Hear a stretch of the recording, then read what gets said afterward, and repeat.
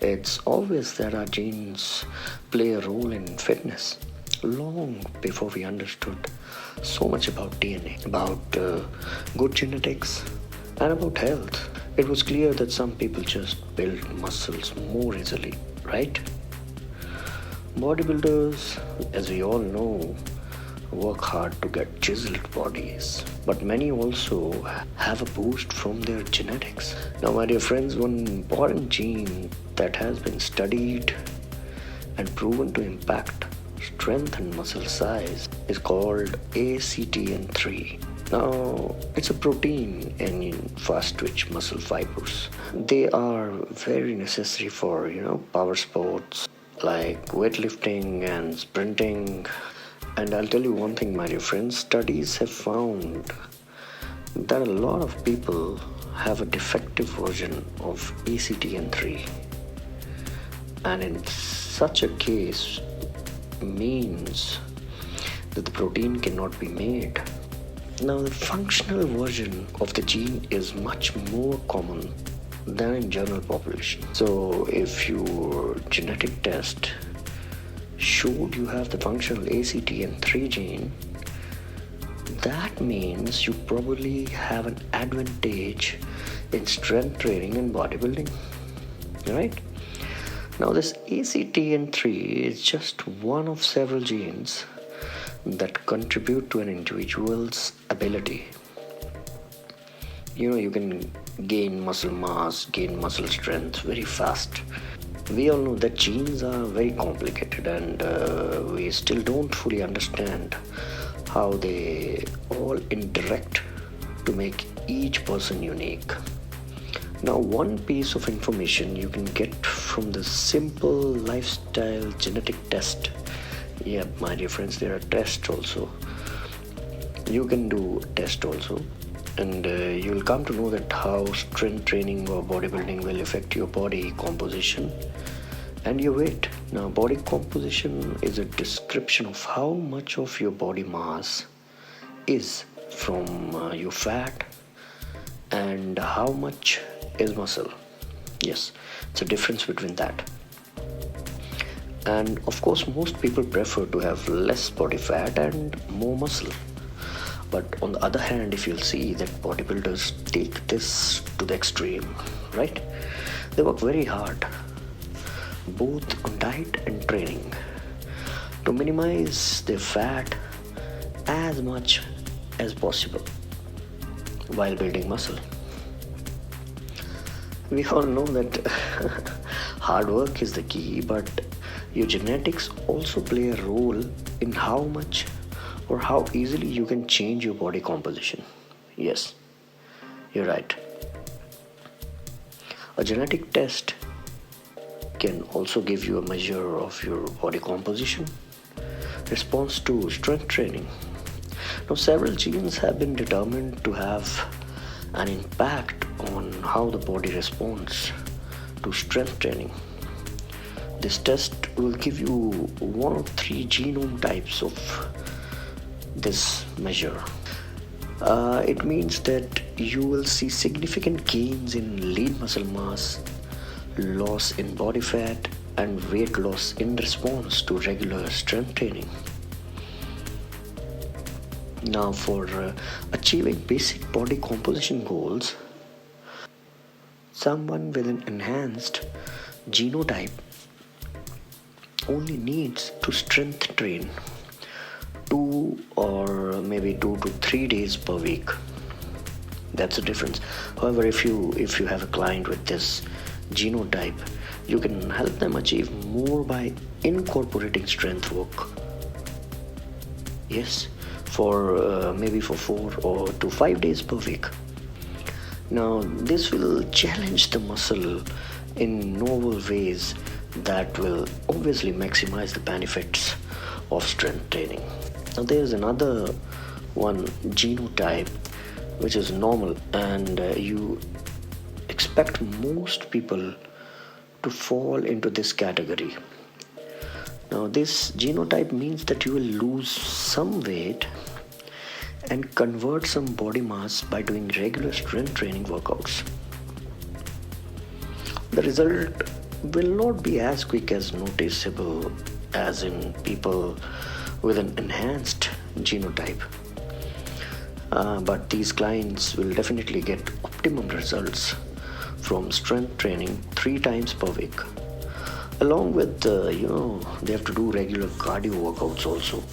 But one thing is very important, that you have to make sure that your normal genotype clients lift weights that are heavy enough to stimulate new muscle tissue growths. Now, there is one more that is below average, and if a client gets a below average result for this measure, it means strength training alone will have a minimal impact on body composition and weight. They need to do more challenging strength sessions to really stimulate muscle growth. Now, for this group, workouts that include strength training but also elevate the heart rate are especially very, very beneficial. One must do kettlebell workouts, for instance. Yes, and this will help build muscles and also rev the metabolism for greater fat loss. One more thing I want to say, that you must include at least one power strength session per week, and you can do that with very challenging weights for below average clients. It's important to keep one thing in mind, that everyone should work on achieving a healthy body composition. Doesn't matter whether your client gets an enhanced or a below average result, but one thing I must say, that strength training at any cost will help them build muscle and lose fat. And my dear friends, that's gonna has a big impact on overall health also. In addition to strength training, you must talk about the important role of diet in minimizing fat and promoting your muscle growth. Now, losing fat and lowering your body fat percentage is much harder for some people than others, but it doesn't have to be impossible. There are a lot of strategies for improving body composition, and I must say they are very effective, even for those with an unfavorable genetic profile or body type. Sports can be roughly divided into power and endurance. Power sports are like bodybuilding and weightlifting, and they require short bursts of big force. And on the other hand, endurance sports like distance running require less force generated over a longer period. Both kinds of athletic requirement training and hard work, of course, but again, your genes also play a role. Some people have a genotype that makes them better at power or endurance. Much of this is related to muscle fiber type also. Now, if you naturally have more type 1 fibers, you are more likely to be good at endurance, basically. And if you have more type 2 fast twitch fibers, this will help you in power and in your strength. Now, if I come to high endurance, the higher endurance results means that a client is not likely to be good at power sports like bodybuilding and weightlifting. Yes, it doesn't mean that they shouldn't strength train. Of course, it just means that they won't be the best in power sports. Focus more on endurance training to help these clients meet their goals. Yes, you can do that. And my dear friends, it doesn't matter if you're not built for bodybuilding, but the truth is that regardless of genes, strength training is important for everyone. All your clients should be doing some types of strength or resistance training, at least I think a couple of times per week. You must understand one thing, that strength training build strength, which improves daily functioning. Being stronger also reduces the risk of injuries and pain. On the other hand, lifting weights also builds bone strength, and we can even slow bone loss due to aging.